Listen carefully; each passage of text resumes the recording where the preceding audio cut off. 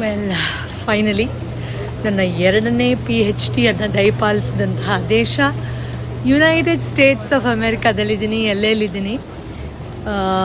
ನಮ್ಮ ದೇಶದ ಸಾಧನೆ, ರಿಸರ್ಚು ಇದನ್ನೆಲ್ಲ ವೆಸ್ಟರ್ನ್ ವರ್ಲ್ಡ್ಗೆ ಪರಿಚಯ ಮಾಡಿಸೋದು ತುಂಬ ಮುಖ್ಯ. ಒಂದು ನಮ್ಮ ರಿಸರ್ಚನ್ನು ಪ್ರಪಂಚಕ್ಕೆ ಹೇಳೋದ್ರ ಮೂಲಕ ನಮ್ಮ ದೇಶದ ಹೆಮ್ಮೆಯ ಜೊತೆಯಲ್ಲಿ ಅಲ್ಲಿಂದ ಬರುವಂಥ ಒಂದು ವ್ಯಾಲಿಡೇಷನ್ ಮತ್ತು ನಮ್ಮ ರಿಸರ್ಚ್ಗೆ ಸಿಗುವಂತಹ ಒಂದು ಬೆಲೆ ಮತ್ತು ಪ್ರಪಂಚದಾದ್ಯಂತ ಇದನ್ನು ಹರಡೋಕ್ಕೆ ಮಾಡಬೇಕಾಗಿರೋ ಹಲವಾರು ಸಾಧನೆ, ಇದಕ್ಕೆಲ್ಲ ಇದು ತುಂಬ ಮುಖ್ಯ. ಸೊ ನನ್ನ ಆ್ಯಕ್ಚುಯಲ್ ಇವೆಂಟ್ US ನಡೆಯೋಕ್ಕಿಂತ ಮುಂಚೆ ಸ್ವಲ್ಪ ದಿನಗಳಿದೆ. ನನಗೆ ಏನೆಲ್ಲ ಆ್ಯಕ್ಟಿವಿಟೀಸ್ ಮಾಡ್ತೀನಿ ಅದ್ರ ಬಗ್ಗೆ I will keep you posted. So finally I am here.